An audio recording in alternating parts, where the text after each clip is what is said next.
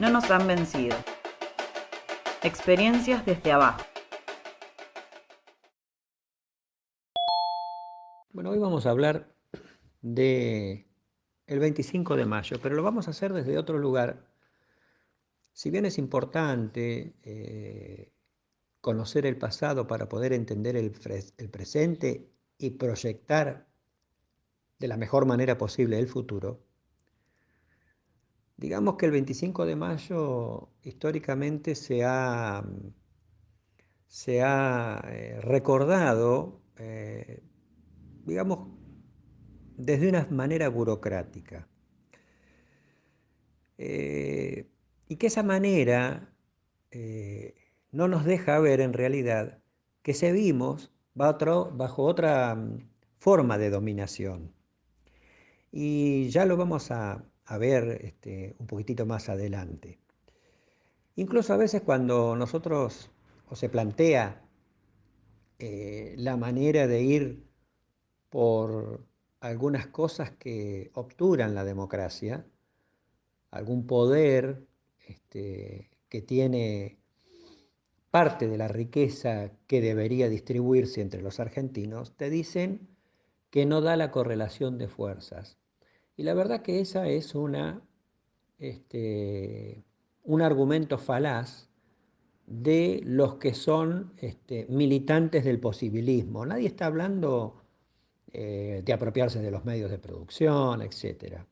Estamos hablando de construir otro tipo de democracia, un nuevo 25 de mayo que fue, digamos, el primer gobierno patrio, la primera junta, que ya tenía grieta la primera junta entre un hombre como Cornelio Saavedra, su presidente, que era un hombre conservador, y Belgrano, Moreno y Castelli, que eran gente que quería otra cosa y otro modelo de país y que fueron derrotados. Y volviendo al tema de la correlación de fuerzas, ¿San Martín tenía correlación de fuerzas cuando cruzó los Andes? No, y lo hizo. Por supuesto, tanto él como Bolívar se tuvieron que ir después, porque también ganó la oligarquía portuaria de Buenos Aires. No es que se fueron y se exiliaron porque querían irse de vacaciones. ¿Mm? Esas cosas también es importante entenderlas, porque si no tampoco entenderíamos nuestra realidad hoy. Y retrotrayéndonos un poquitito más, las invasiones de 1806 y 1807, ¿sabía correlación de fuerzas? Mariquita Sánchez de Thompson, cuando describía el ingreso de las tropas inglesas, decía qué prolijos, qué bien vestidos, qué lindos, qué rubios, qué blancos de tez esos soldados, y qué armas impecables, y los nuestros sucios, con ropa de lo que encontraban para ponerse, mal armados, barbudos, pelos sucios, negros, y ¿daba la correlación de fuerzas con esa descripción? Yo creo que no. Sin embargo, se hizo. Bien, volviendo a, a un poquitito atrás cuando decía de explicar el tema de la dominación hoy, creo que la primera dominación y una de las más importantes se da por el lenguaje. Nosotros tenemos una cultura dominante, una superestructura cultural, que son los grandes medios de comunicación, y yo no hablo solamente de los canales, el cable, la radio, sino también las redes. Derrida en el libro de la gramática decía que nada existe por fuera del texto. Quien monopoliza la lengua subyugará al resto. Al contrario de lo que se piensa, la subjetividad se construye en el lenguaje. Ese es el rol de los medios de comunicación, modular el lenguaje. Por eso, al haber conquistado el lenguaje, al haber conquistado la subjetividad, el sentido común, se naturaliza esta democracia que tenemos. Entonces ahí encontramos un nuevo virrey, digamos, ¿no? Que es el lenguaje. Y digamos que en una segunda eh, manera de dominación que ha encontrado el sistema son las instituciones, porque a lo largo de la historia hemos ido creando sustituciones que garantizan el statu quo, la dominación. Por ejemplo, desde la Constitución liberal, donde tenemos una suerte de, en un altar impoluto, la propiedad privada, en vez de tener, como sucedió en un breve momento de nuestra historia, donde la propiedad privada tenía función social.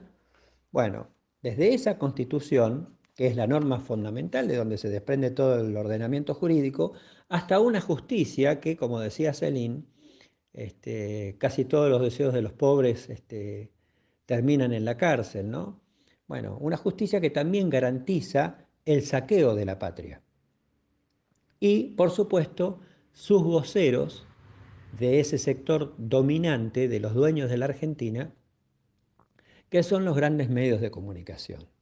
Entonces, si nosotros, para hacer un nuevo 25 de mayo, para tener una democracia real, no pensamos en dar una batalla cultural, en